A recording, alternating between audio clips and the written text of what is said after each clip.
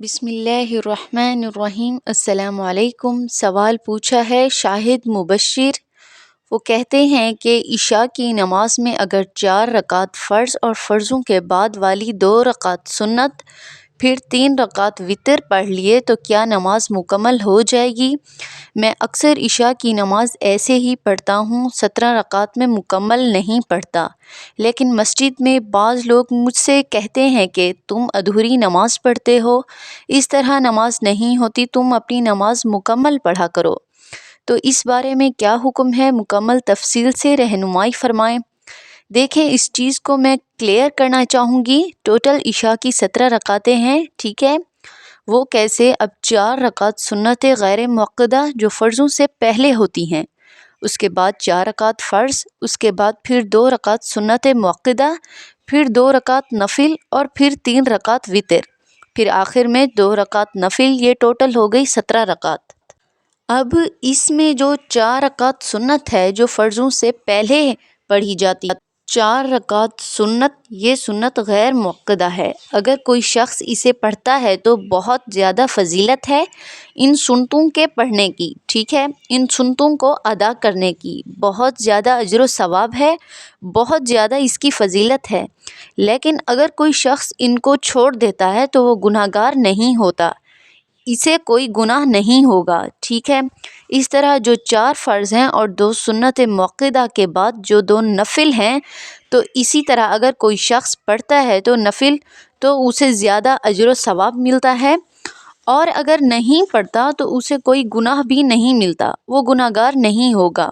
اور اسی طرح جو آخر والے نوافل ہیں، 2 رکعت نفل، اس کا بھی وہی حکم ہے۔ پڑھے گا تو اجر و ثواب حاصل کرے گا، اگر نہیں پڑھے گا تو چھوڑ دے گا، گناہگار نہیں ہوگا، ٹھیک ہے؟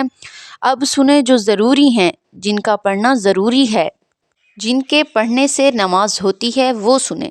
4 رکعت فرض، 2 رکعت سنت مؤکدہ اور 3 رکعت وتر، جو کہ واجب ہیں، جس کے پڑھنے سے آپ کی عشاء کی نماز مکمل ہو جائے گی۔ لیکن یہ سنت غیر مؤکدہ ہے، اور یہ جو نوافل ہیں ان کو بھی نہیں چھوڑنا چاہیے۔ ہاں، کبھی کبھار چھوڑا، یہ ایک الگ بات ہے، مگر معمول بنا لینا، ہمیشہ ان کو چھوڑ دینا، تو یہ ایک غلط بات ہے، یہ ملامت کی بات ہے۔ دیکھیں، نفل نماز پڑھنے سے بہت زیادہ فضیلت ہے، بہت زیادہ اجر و ثواب ہے۔ اسی طرح قیامت کے دن جس کی فرض نماز کم پڑے گی تو اس کی نفل نماز کام آئے گی، یعنی اگر کسی کے فرض کم پڑ جائیں گے تو نفل کے ذریعے ان کے فرائض کو پورا کیا جائے گا۔ لیکن اگر 4 رکعت فرض، 2 رکعت سنت مؤکدہ اور 3 رکعت وتر واجب ادا کر لیتا ہے تو اس کی نماز ہو جائے گی۔ اب جو شخص اس کو ملامت کر رہا ہے کہ تم نے نماز ادھوری کیوں پڑھی، تمہاری نماز نہیں ہوگی، اگر وہ تنزیہ اور برے انداز میں کہہ رہا ہے تو وہ خود گناہگار ہو رہا ہے، کیونکہ جو چیز اللہ نے ضروری نہیں کی ہے تو اسے زبردستی کہنا، زبردستی پڑھوانا، اسے بار بار فورس کرنا، تو یہ غلط بات ہے کہ تم نماز کو مکمل کرو، تمہاری نماز ہوگی ورنہ نہیں ہوگی، تو ایک قسم کا تم اسے ڈرا رہے ہو، تو یہ غلط بات ہے، ایسا نہیں کرنا چاہیے، کیونکہ خدا نہ کرے کہ وہ پوری نماز پڑھنے کے چکر میں آپ اسے پوری نماز پڑھنے پر بار بار تاکید کریں کہ تمہاری نماز نہیں ہوتی، تو وہ جو یہیں پڑھتا ہے وہ یہیں چھوڑ دے، تو یہ غلط بات ہے، تو ایسے بہت زیادہ گناہ ہوگا، تو آپ اسے فورس نہ کریں۔